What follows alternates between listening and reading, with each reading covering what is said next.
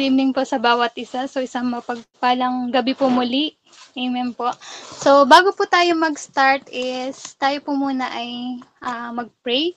So, pwede po bang mag-pray si Ate Clarence sa ating opening prayer? Sige po. So, let's pray po. Hallelujah, Father God, Panginoon. Magpapasalamat po kami muli sa oras na ito, Panginoon, na binigay ka na kalugin po muli sa amin, sa akin at sa buong youth life, Panginoon. Ako po ay kayo po ang maging tagumpay na aming relationship po sa inyo, Panginoon. Ito pong mga kaganapan ngayong gabi, Panginoon. Lahat po na marireceive namin, Panginoon, ng mga salita mo ay talagang tumatak sa aming puso at isipan, Panginoon.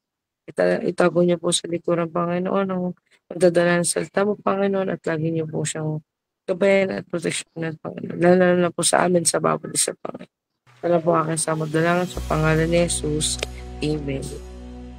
Amen. So, thank you, Lord. Thank you, Ate Clarence. So, yan. So, bagong lahat. So, i-welcome muna natin ang bawat isa. Yan. So, hello po kay Pastor Eli, kay Tatay Conrad. Ayan. So, kila Ruth, so sila ata magkakasama sa isang account. Si Tessa, tsaka si Mars. Si Boss OJ. Yan. Si kapatid Roldan. Si Shane. Yan. Hello, Shane. Ay, si Mami pala. Sorry, Mi. Yan. Hello, Mi. So, yan kay Sir Jomark. Kay Ate Shai. Yan. So, sino pa ba hindi ko natawag? Si Ate Christine. Yan. So, hello po sa bawat isa. So, March 1 na. Yan. So, kumusta naman po ang bawat isa? So, tayo muna ay yan dadako sa ating testimony. So, wala naman po tayong first timer. Amen. So, tayo po ay magkamustahan. So, kumusta po ang buong isang linggo natin? And ano yung gusto mong ipagpasalamat kay Lord? Ayan. Dahil March 1 na. So, anong meron sa March 1? Anong bago? So, yan, balitaan mo naman kami. So, kamustahan namin ikaw. So, yan. So, pwede ba nating yan, si Sir Jomark kaya. Yan, kumusta Sir Jomark? Hello po. Good evening po. Tinig po ako? Yes po. Ayan, hello po. Kamusta po ba ako? So, first po ay medyo sad. Pangalawa po, pagod. Pangatlo po ay problemado po. And, ayun, so first po, why po sad? Kasi, diba po last time po ay may kakamatay lang po sa amin yung lolo ko po. So, ayun po yung kapatid po ng, kapatid po siya ng lola ko po. And then, kakauwi lang po namin ng Monday. Kakauwi ko lang po ng Sunday po. And then, nabalitaan po namin, nung Tuesday po, ay namatay naman po yung kasunod po niya, yung lola ko po, which is kapatid pa rin po ng lola ko po. So, ayun po, medyo nakakapagtanong, ano po na, bakit po sunod-sunod? Ayan po, bakit po ganito? Ano po yung dahilan? Ayan po, so parang napapatanong na lang po ako. Pero inisip ko na lang po na may dahilan po ang Lord kung bakit po nangyayari po ito. And sabi nga po, hindi naman po ibibigay po ni Lord kung hindi po natin kaya. Ano po, and second po, nakakapagod kasi po, ito po, pag ganito pong mag-exam week, mag-exam po ang mga bata, kailangan po yung mga pointers, exam po, and may mga papers po na kailangan po ng mga bata po. So, ayun po yung kailangan namin sabay-sabay, and malapit na rin po yung mga graduation recognition po. So, sabay-sabay po yung mga requirements na kailangan po namin. And second po, yung third po na, ano nga po ba yung third ko? Medyo problemado po sa mga bagay-bagay kasi po, sunod-sunod po yung mga kailangan, sunod-sunod po yung kailangan gawin, and yung mga problems po na dumarating. Pero nagpapasalamat pa rin po ako, syempre po kay Lord, kasi yung sa good health na binibigay niyo po and sa mga blessings na binibigay niyo po sa amin ay andun pa rin yung health po na binibigay sa akin and sa family ko po. And sana po, mini-wish ko po and nawala po muna ulit sumunod doon sa lola ko po. Kasi very na po talaga. Ang sakit lang po kasi sila po is yung hindi po lagi din namin nakakasama kasi nga po malayo po ang Bicol. Pero po sila po yung mga tao po talaga na nag-alaga sa amin nung mga bata pa lang po kami. So kaya po nakakalungkot, nakakasad po na ganun po yung nangyari po. Ayun lang po, thank you po. Ayan, so talagang may reason si Lord sa mga nangyayari, sa kay Sir Jomar. Praying. Yan, so sino pa po gustong yan, kumusta ka yan? So pwede pong i-type dito sa ating in-call messages kung hindi po makakapag-open ng mic. Yan, so si Pabsi, yan, kamustahin natin. So pwede ka bang makapag-open ng mic, B? Hello po. Yan, kumusta ka? Ito okay naman po. Medyo pagod po sa OJT. Tapos malapit na po ang final demo.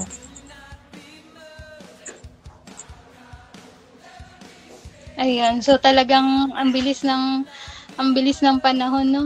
Talagang ayun. So thank you Lord. So makakayanan natin 'yan sa tulong ng Lord.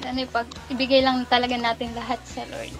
Ayan. So ayan, kung wala na pong gusto mag-share ng kanilang testimony, ng kanilang mga na-experience this week. So, kumusta yung ating buhay-buhay?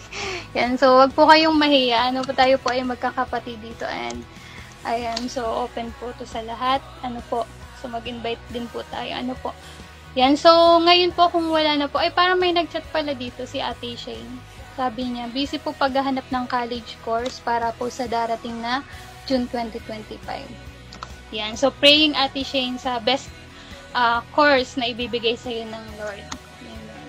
So, yan. So, kung ready na po ang lahat, so, wag na po nating patagalin pa.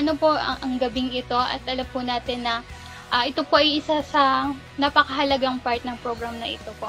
So, ngayon po is atin pong i-welcome at palakpakan ng Lord sa magdadala ng Word of God sa gabing ito. So, walang iba po kundi si Ate Shaira.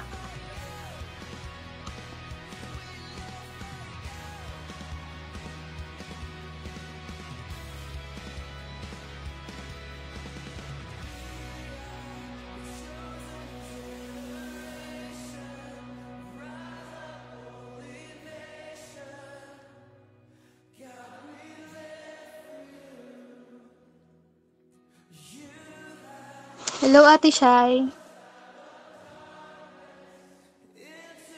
Ako?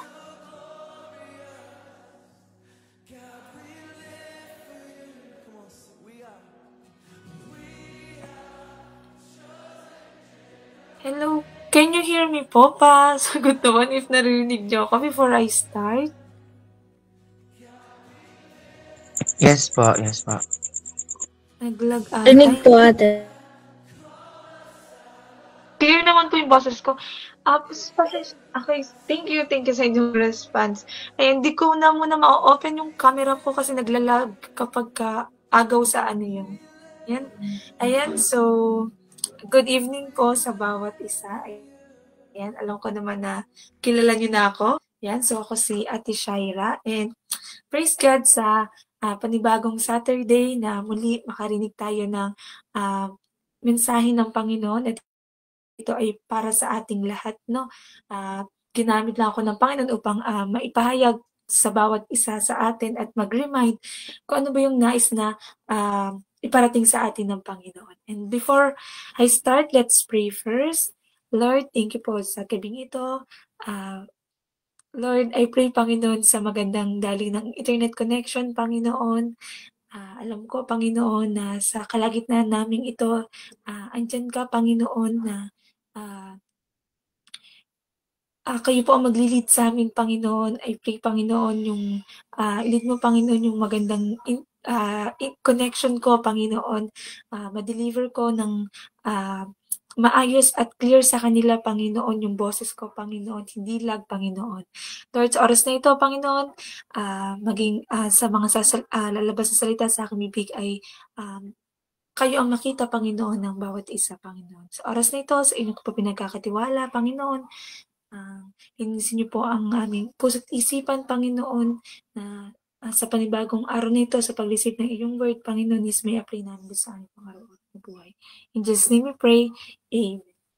So, ayun, medyo may conflict lang din sa internet ko. If may part na medyo naglalag yung voice ko, pa-chat na lang sa ating chat box. Ano po? So, yan, let's proceed na po habang okay yung internet in Jesus' name. Ayan, so, have a blessed Sunday. And this, Saturday. So, this Saturday, so ito yung na-receive ko na from God na i-share sa inyo. No? So, mabilis lang to. 4 lang na key points.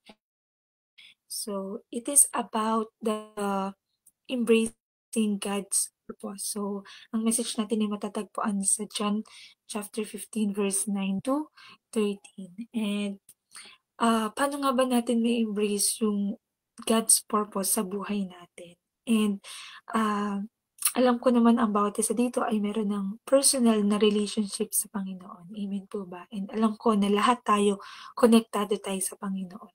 Dahil hindi nandun yung presence ng bawat isa, no, na makadalo ng every Saturday dito sa ating Bible study. Nandun talaga yung conviction ng Holy Spirit ng Lord. So, it means na talagang andun na connected tayo sa Panginoon. So, in this message, so Jesus built up this powerful message by discussing the benefits of being connected with God. So, diba, nandun yung talagang at peace tayo once na connected tayo sa Panginoon. Amen po ba? So, yung 4 na keys na 4 na points na i-discuss about embracing God's purpose. Una is abiding in love. So, sabi sa verse 9, Jesus says, "As the Father has loved me, so have I loved you. Abide in my love." The concept of abiding in Christ as the vine extends to abiding in His love. To remain in His love, the disciple must embody and demonstrate that love to others. So, ilang beses dito sinabi na yung love, no? So, kaya abiding in love. So, we cannot experience the joy of loving other people if we do not have a genuine connection with God. So, kapag hindi magiging in a long period of time, hindi magiging maaano natin yung love if hindi tunay, hindi genuine yung connection natin with God. So, and the question is, are we truly connected with God? So, connected nga ba tayo sa Panginoon talaga? Nandun ba talaga yung, nagbibuild ba talaga yung connection natin sa Panginoon starting nung na-receive natin yung salvation ng Lord sa ating buhay? And I pray na meron mang mga temptation ang gagawin ang ating kaaway. Pero sana nandun talaga na stay connected tayo, no, with God. So, di ba, pag sa Wi-Fi, surang-surang kayo, nawala ang internet, naputol yung internet. Inis na inis kayo, no, kapag hindi kayo nawala yung connection nyo sa Wi-Fi. So, lalo na kapag may ginagawa kayo, tapos biglang nawala yung Wi-Fi, no. So, parang connection din natin sa Panginoon, no? Na sana nandun din yung eagerness natin, no, yung love natin sa Panginoon, no, yung love na meron na na-build ng Panginoon sa atin is truly connected tayo sa Panginoon, no. And are we having effective prayers ba sa Panginoon? Because one reason why God is rejecting your prayer is that His word does not remain in you. You know that word of God, your devotion. So you think you're spiritually matured because you're always read the Bible. So may iba na kompletong devotion ko, okay ang quiet time ko, feeling ko nandun akala natin spiritually matured na tayo. So but dun ba sa nare-read natin sa Bible, ilan yung naa-apply natin? Read lang ba talaga yung nagagawa natin or may application sa buhay natin? So, how many of those you read na nagawa mo at naintindihan mo ng napakalalim na kaya pala ganito yung nangyayari ganito yung nangyayari sa life ko. Sometimes may ganito, malungkot, sometimes may problema. Naiintindihan mo ba yung malalim na gustong dating sa'yo ng Panginoon every time na nagde-devotion ka. So, kapag nandun yung heart mo na talagang willing ka na mag-read and ma-apply yung Word of God, no? Andun yung ma-work natin yung abiding in love with God. And are we excited sharing what we learned during our quiet time?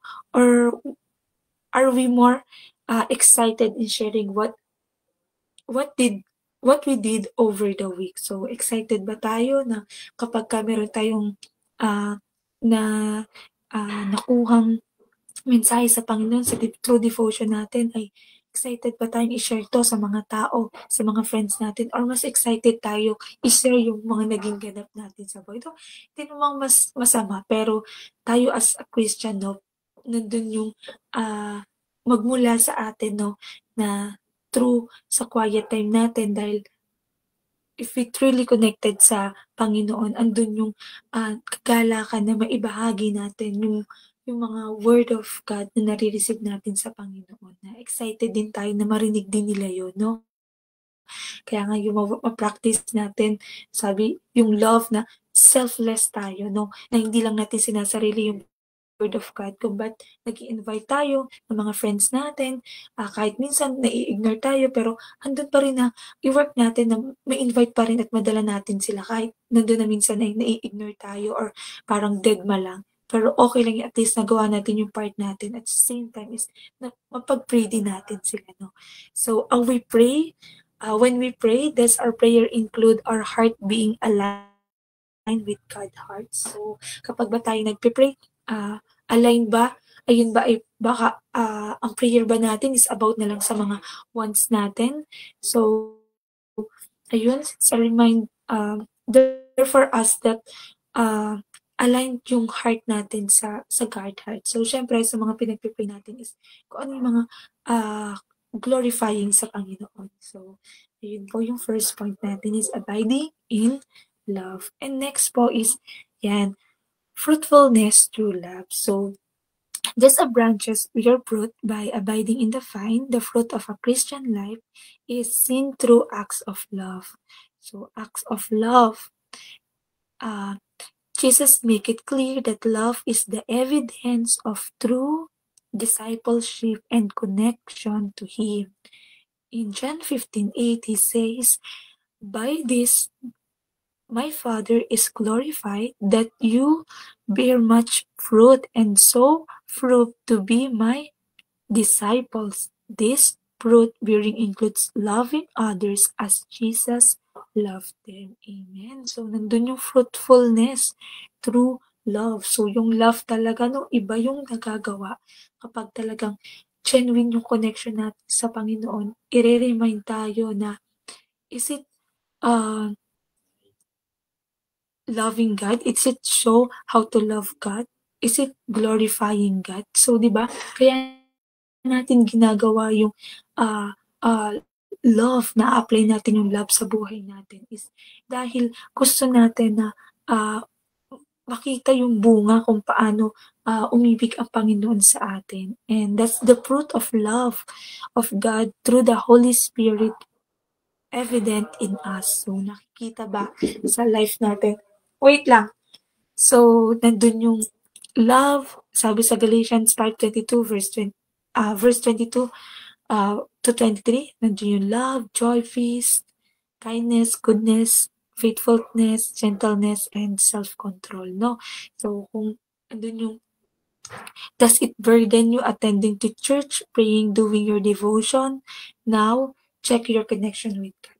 Dahil hindi makikita yung fruitfulness of love sa buhay natin if hindi genuine yung connection natin sa Panginoon. So, napakahalaga yun, no?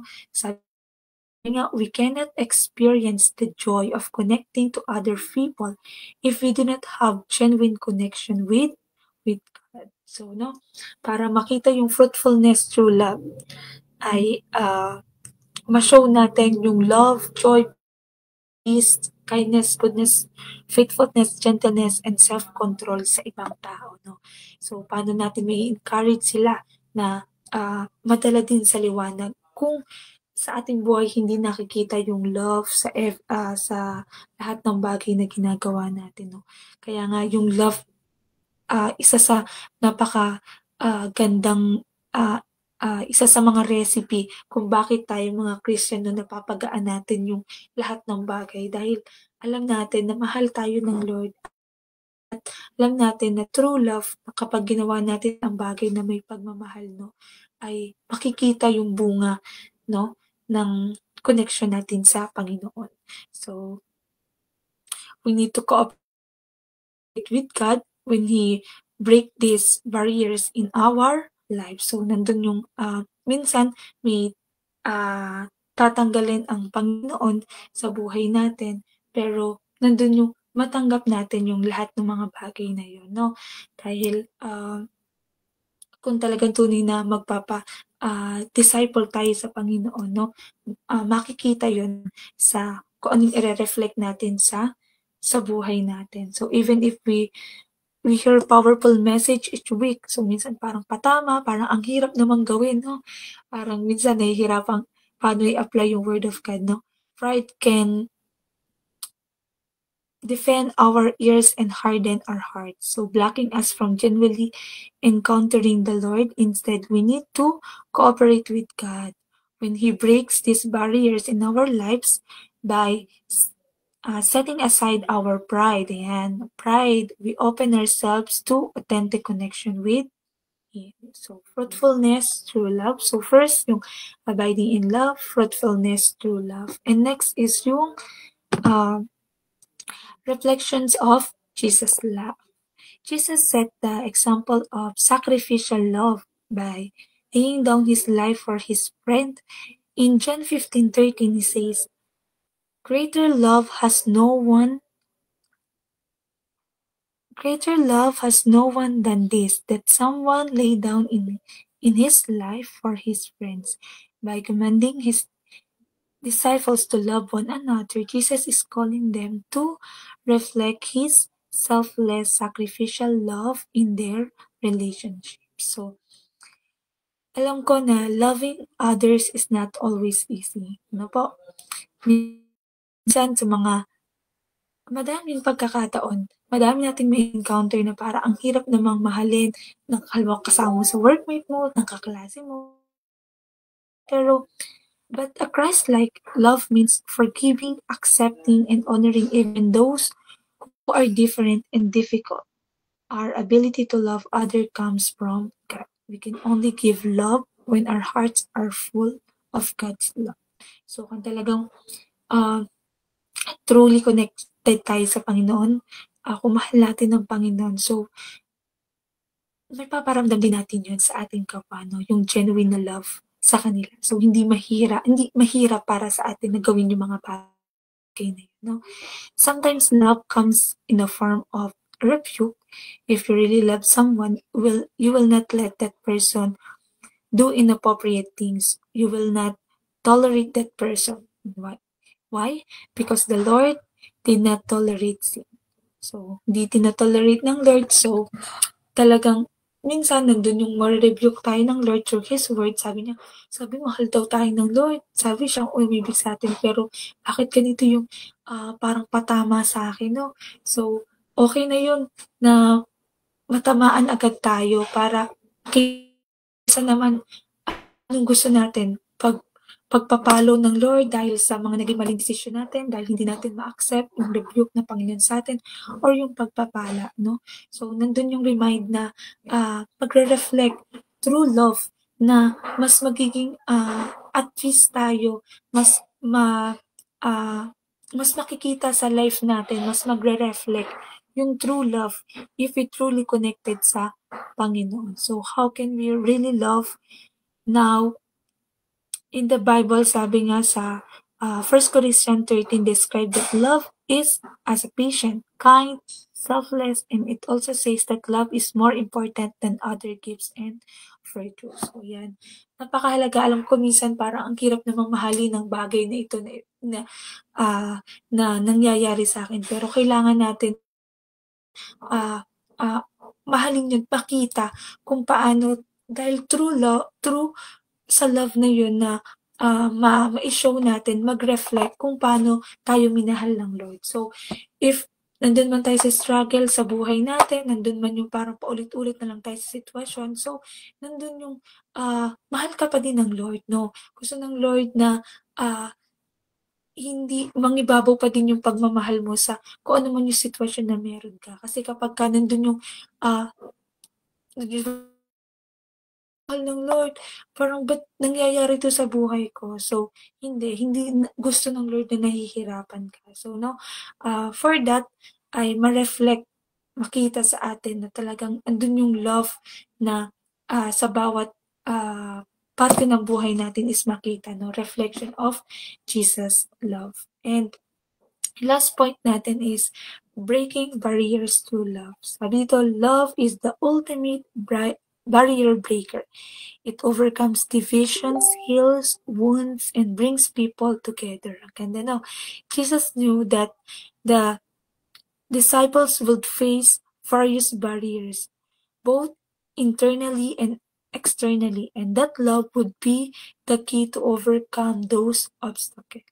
So, loving others must come out automatically when we are aligned with the love of God. So, dapat lagi talaga tayong aligned, connection sa Panginoon, and being fruitful too with that love. And the question is, are we being fruitful? Fruitful nga ba tayo? So, does it reflect our attitude towards people? So, paano nga ba tayo yung attitude, behavior na meron tayo na naman sa ibang tao, nagre-reflect nga ba yun? Nagbubunga nga ba yung love na meron tayo, na yung connection natin sa Panginoon ay yun yung magbibigay sa atin ng paano magbunga, sabi nga doon sa point natin is yung fruitfulness through love, makikita sa ating attitude and character na meron tayo. Is it evident with our loving other does not always mean to say I love you or being happy with each other. So, hindi lang yan para paano masushow ba yung love by saying I love you lang ba? So, andun yung being open to encouragement, being open to rebuke, and not isolating yourself. So, ito yung mga ways na paano mo mapapakita yung love, no? Being open to encouragement, being open to rebuke, and not isolating yourself. So, again, sabi ko nga kanina, we cannot experience the joy of connecting to other people. Hindi natin masashow yung love na gustong ipakita ng Panginoon, gustong iparanas natin sa mga taong nakakasalumuhan natin if we do not have a genuine connection with God. And dito mawo-work out talaga, no? Yung ano ba yung purpose? Ba't nga ba nandito ako sa ganitong sitwasyon? Bakit ganito yung life na meron ako? So, may embrace natin yung God's purpose. So, dahil sa simpleng love, no? Abiding in love, fruitfulness through love, reflecting of Jesus' love, and breaking barriers through love ay mapapakita natin, no, yung genuine connection with God. And in summary, so Jesus' command to love one another is deeply intertwined with his teaching about the vine and branches. Abiding in Christ and bearing fruit are from living out his love in our relationship with others. This love is not just about feeling, but a commitment to sacrificially serve and support one another, breaking down barriers and building a strong, unified community of believers. So, through that ay makita sa atin, no, o reflect yung application, no, nung love sa ating buhay, and magiging magagawa natin yung lahat ng mga bagay na yun if we genuinely connected with God, and makikita natin yung benefits, no, of embracing God purpose sa ating buhay. And ayan, so that's the end of my message. So let's pray po. And Lord, thank you po sa gabing ito, Panginoon. And we pray, Panginoon, sa word na rinig namin, Panginoon, nandun yung ma-embrace namin yung purpose ng buhay namin, Panginoon. Alam namin minsan, nandun yung mahirap, Panginoon. Alam namin na hindi basta salita lang yung love, pero through action, doon namin mas mapapakita, Panginoon, na if we are genuinely connected talaga sa iyo, Panginoon, is yung application through sharing your words, yung encouragement namin sa mga tao, Panginoon, and makita talaga yung love, Panginoon, tunay na love sa buhay namin, Panginoon. Lord, kayo po ang kumilos sa bawat isa, Panginoon, na nandun yung application, Panginoon, ng iyong word, Panginoon, sa araw na ito, Panginoon. Thank you po sa time na ito, Panginoon. Just let me pray. Amen. Amen. So, thank you, Lord. Thank you, Shai, sa magandang message ng Lord na paalala muli sa bawat isa sa atin. Ano? So, embracing God's purpose. Ano? At 4 na points yung iniwan sa atin ni Ate Shai na ating i-apply. Ano? Sa tulong ng Lord, may apply natin. Ang una, abiding in love. So, are we truly or genuinely connected with God? Tapos yung pangalawa, fruitfulness through love. Yung pangatlo is reflection of Jesus' love. So, kailangan mag-reflect. At yung pang-apat, breaking barriers through love. Ayan. So, kahit hindi nila love, pero talagang pinapaalala pa rin ng Lord talaga yung kahalagaan ng love. Kasi God is love mismo. Siya mismo yung love, So, ma-embrace daw natin yung purpose ng Lord kapag ating inano tong 4 na to, no? Okay, so tayo magkaroon ng reflection. Ayan, unahin ko na si Yeyen. Hello po, May. Yun sa akin yung sinabi ni Ate Shai kanina po na in genuine connection with God, na hindi tayo porket nasabi or natawag lang na Christian, yung papakita lang natin sa tao na connected tayo sa Lord, ganon, meron tayong Lord sa life natin. Kundi yung yung kahit di mo sabihin, makikita nila. Kasi meron tayong genuine connection sa Lord. Yung ramdam ba na ganon na tayo merong love, ramdam natin sa life natin yung love ng Lord, yung power ng Lord. At saka yun po na hayaan natin yung pagmamahal ng Lord sa buhay natin, yung manguna, para okay tayo sa lahat. Yan. Let love of the Lord reign over in our life po. Yun lang po, May. Amen. Ang ganda nun, yung talaga kapag may genuine connection tayo kay Lord, magmamanifest yun. Hindi kayang pekein. Kahit mag-good works tayo, hindi kayang pekein, magmamanifest yun. At mararamdaman yun, tama si Ate Yeyen, mararamdaman talaga yun. Lalo dun sa mga talaga babad kay Lord, ramdam naman talaga na kapag talaga may connection, Ayan, so hindi kayang pekein yun. Ayan, ang ganda nung binanggit ni Ate Shai kanina, yung genuine connection natin kay Lord.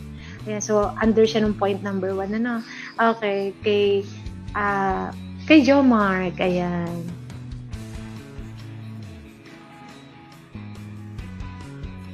Nag-chat ba si Jo Mark?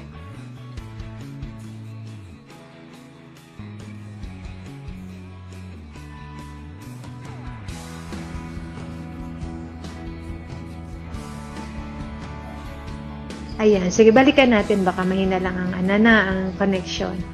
Kay, ano nga bang pangalan niya ito? Si Pablito. Ayan, si Pabsi. Anong sa iyo, anak? Hello po. Pa-ulit nga po ng tanong po. Ayan. So, anong reflection mo doon sa ating message ng Lord ngayon? Okay po. Ang pinakang tumatak po sa akin is yung genuine love. Alam naman po natin na kapag sinabing Jesus Christ, center of all. Tama po ba? So, bali, ang yung teachings niya na genuine love, parang it can affect in all aspects in our life, especially on our daily life. So, for example, kapag po nakikipag-interact pa lang tayo, diba parang, kunyari, merong something na ganap po, tapos parang hindi ganun kaganda yung araw mo. Tapos, syempre, kahit bad day yung sa'yo, kapag inisip mo yung genuine love, yung pag sinabi mong love, parang nanangingibabaw na yung pag sinabi natin love eh. Tama po ba? So, parang, ayun, yung genuine love is for me, mas mahalaga siya kasi, yun, mahal, pagmamahal ko. Okay, so thank you, Lord. Ayan, so genuine love, makukuha din lang natin tayo kapag may connection tayo sa Lord, siya yung source din ng love, Okay, so si Boss OJ. Ayun po, sa akin naman po ay, ayun po, ang pinaka-stakes po sa akin at pinaka-reflection po ba ay genuine connection nga po sa Panginoon. Yun nga po, talaga dapat matibay, dapat ay hindi nawawala sa puno, kumbaga, which is si Jesus sa ating buhay. Kasi, yun nga, mawawala yung mga talaga, yung mga Christ-likeness na makikita na dapat ng mga tao. Yun nga. So, may papakita natin sa tao. So, yun nga, kung true, dapat nandun yung, kung talagang, nice natin, may pakilala at maparamdam sa ang pag-ibig ng Diyos sa kanila, ayun nga po, is kailangan makonektado po tayo sa Panginoon kasi yun lang ating source, yun lang ating pinagkukunan ng kung paano ba may pakita ang tunay na pagmamahal po. Amen. So, thank you, Lord. Thank you, Boss. Ayan. So, si Ate Jessalyn. Hello po. Ayan, nandiyan na pala si Joe Mark. Sige, mamaya ka na, Jessalyn, Okay, so sige, Kuya Joe Mark muna. Anak, anong sabi? Hello po. Kinig na po ako? Yes, anak. Sensya na po, nawalan po ng internet po kasi kanina. Ayun po, anyways po. Sa akin po is genuine connection with the Lord lang po. Ayun po, thank you po. Okay, thank you. Thank you, Lord.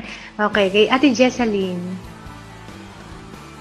Sa akin may yun din, yung abiding in love with God. Na, yun nga, hindi ako makakakonect sa Lord ng totoo. At sa tao din, syempre, yung connection talaga. Is hindi ko mararanasan yun kung ano yung ibibigay sa akin ng Lord. Kung hindi ako totoo sa Lord, kung hindi totoo yung love ko sa Panginoon. Yung connection talaga sa Lord. Ayun po. Amen. So, thank you, Lord. Okay, so, sunod natin. Ayan. Si Pastora Ellie, nag-chat siya, teka lang ha, titignan ko ha, sino ba? Yan, si Kuya Roldan.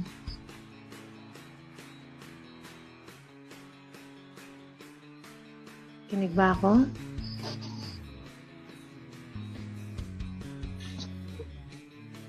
Kinig ba ako ni Kuya Roldan?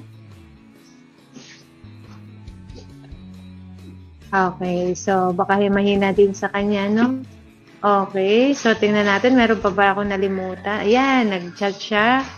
Okay, meron pa ba ako nalimutan? Titignan ko lang dito sa mga nag-chat,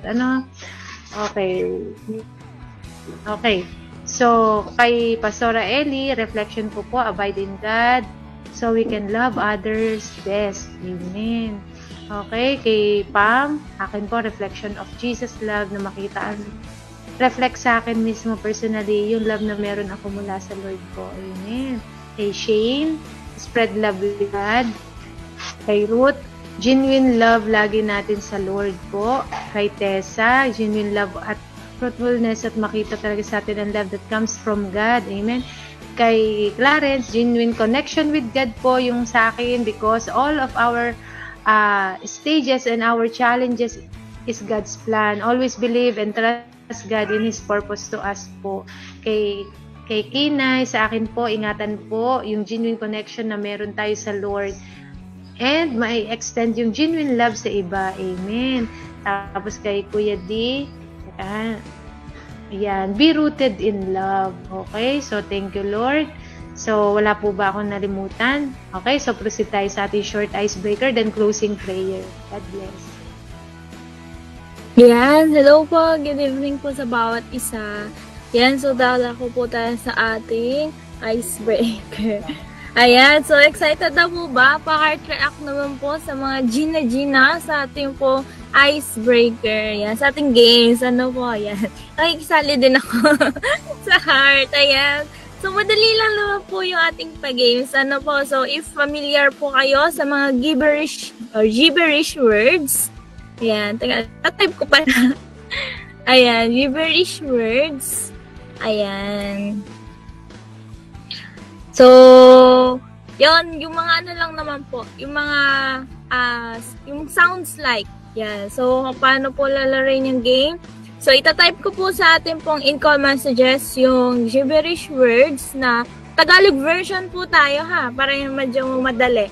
Ayan, gibberish words na Tagalog version. Tapos, ang tip lang po dito, pwede niyo siyang, bigkasin ng paulit-ulit para makuha niyo po yung exact words. Ano po, so, first person po na makakapag-type ng tamang sagot, sila po ang may points. Ayan. So, Gina po ba?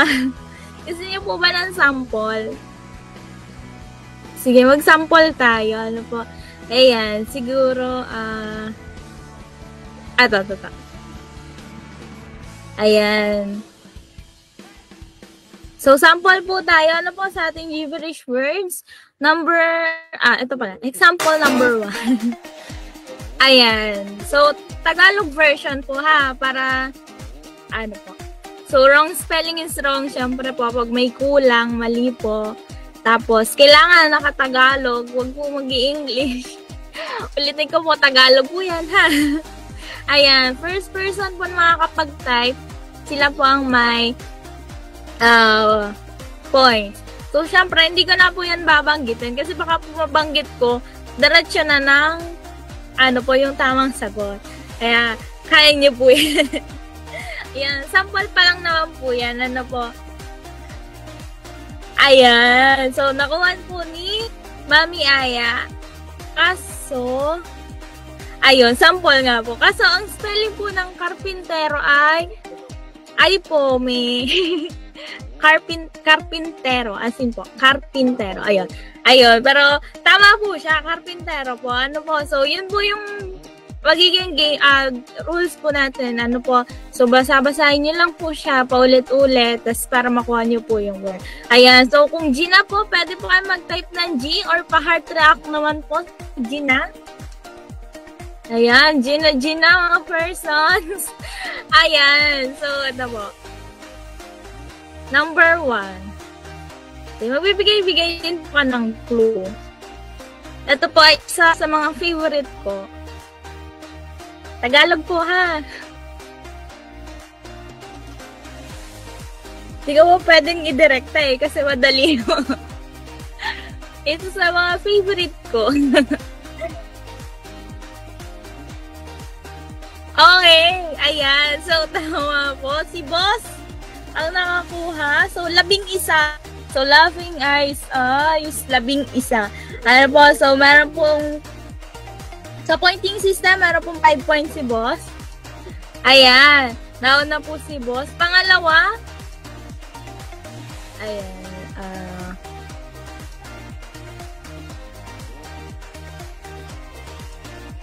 ayan po ay Hayop. Ay, ang bilis naman. Teka lang. Okay na ako. May nauna na. Sino yung nauna? Hindi ko siya mataas. Wait lang po. So, ang sumunod po sa akin ay si Ate Clarence. Si Ate Clarence po ang nagkaroon ng point. Yan. Wait lang po, sinusulat ko yun. Ayan, next po.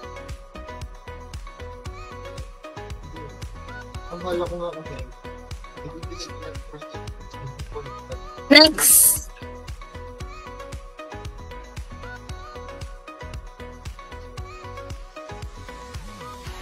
Tingnan natin yung tamang spelling.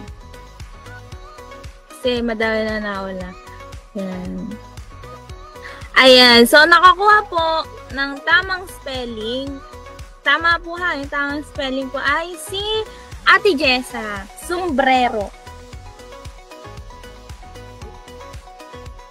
Si Ate Jessa po yun. Sombrero.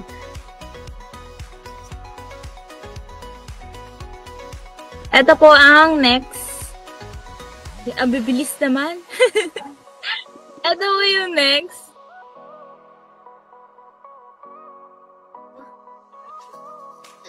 Ayan. So, may nauna na po. Kanino ko po ba i-count yun? Kay Ate Ruth, kay Ate Teresa. Kay Ate Ruth ba to? Kay Ate Ruth. Ayan. So, si Ate Ruth po ang nakakuha. So, ayan po ay halaman.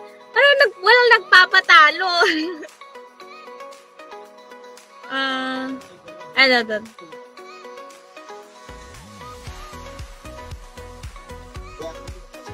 Next po.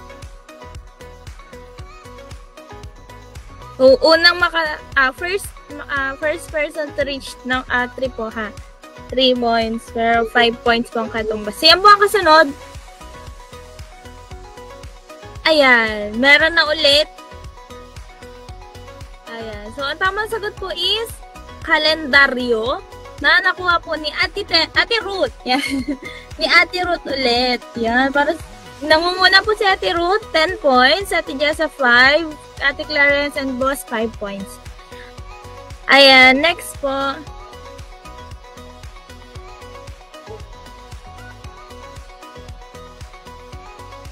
Wait lang po. Ayan, next po ay... Ay, sorry. Ano po? Ayan, sino kaya ang mauuna? Final point na po ba kay Ate Ruth o may makakahabol pa? Ayan, so may nakahabol, ano po. So, yan, sabi ni Boss, maniwala. Ano po, ayan. So, ang tamang sagot po is maniwala. Nakuha po ni Boss. Yan, tayo na po si Ate Ruth at saka si Boss. Tas 5 po kay Ate Clarence at kay Ate Jessa. Parang kahit di na pala magano tayo, no? Mag-clue. Yan, next po.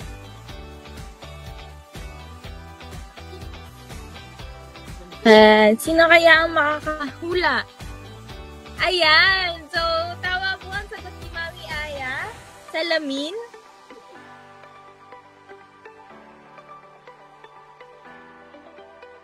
Yan, 5 points po kay Mami Aya. Next po.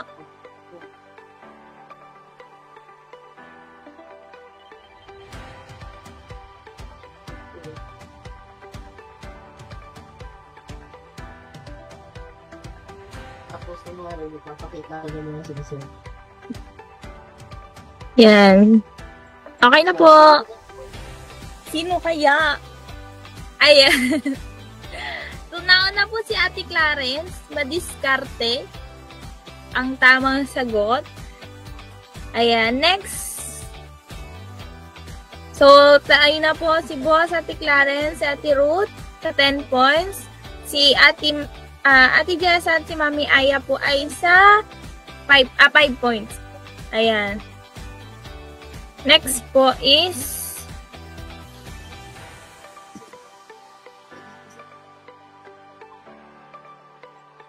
sino kaya makakahula? Wait lang. Ang bilis niyo po. Ayan, ang nauna or sumunod po sa chat ay si Ate Clarence Cuchillo. Ayan, so may nanalo na po. May nanalo na po. Si Ate Clarence, 15 points. Si Boss at si Ate Ruth, 10 points. Si Ate Jessa at Mami Aya po ay 5 points. So, congrats po, Ate Clarence. Thank you po. Yan, so thank you.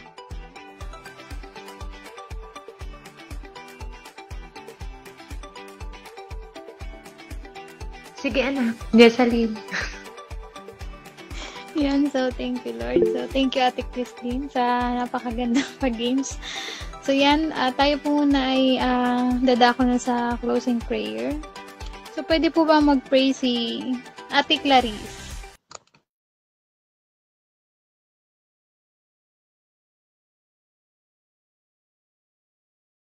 Sige po, let's pray.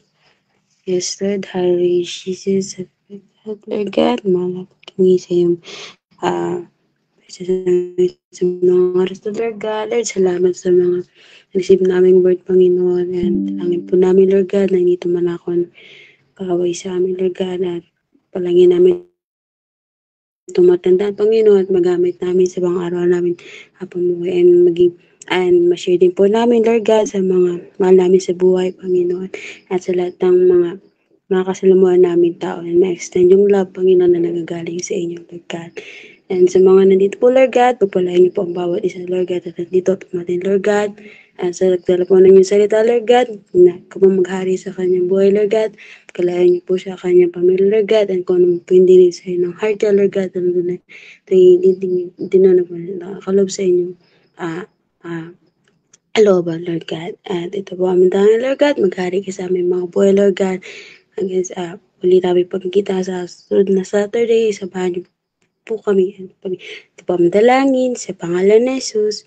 Amen.